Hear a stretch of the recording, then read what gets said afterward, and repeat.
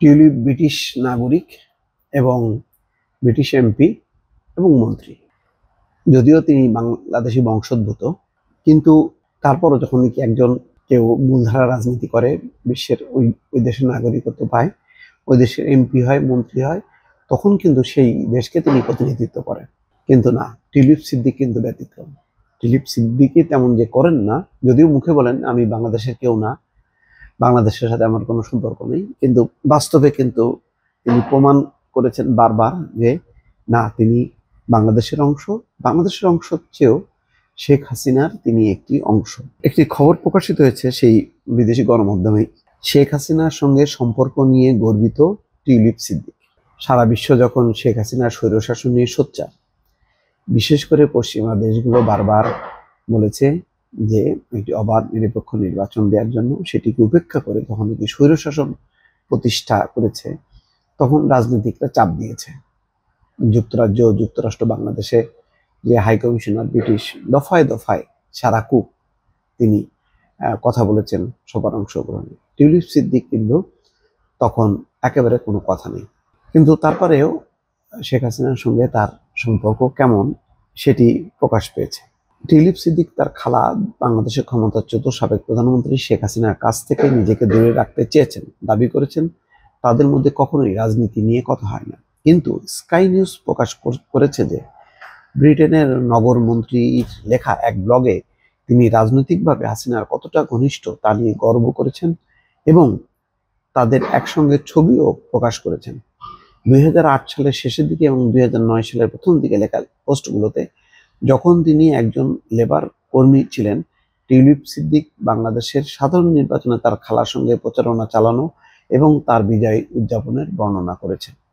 Sky নিউজের প্রতিবেদনটি টাইমসের একটি নতুন প্রতিবেদনের সাথে মিলে যায়, যেখানে বলা হয়েছে টিউলিপের লেবার পার্টির সদস্যদের ঢাকার প্রাসাদে দেখা গিয়েছিল।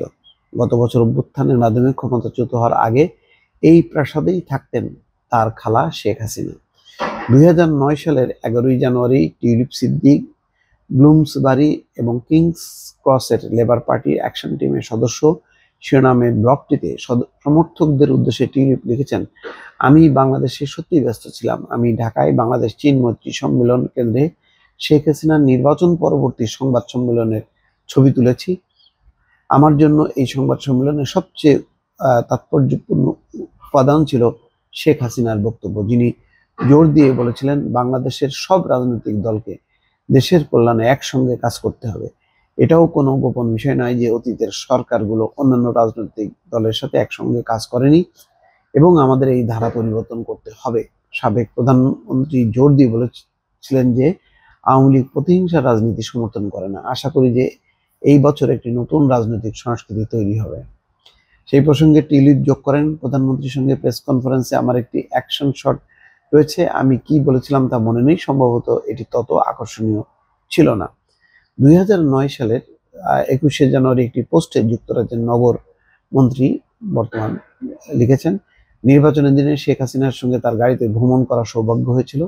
নির্বাচিত প্রধানমন্ত্রী ঢাকার বেশ কয়েকটি এলাকায় যান, গাড়ি থেকে নেমে সংসদীয় প্রার্থী এবং ভোটারদের সঙ্গে কথা বলেন।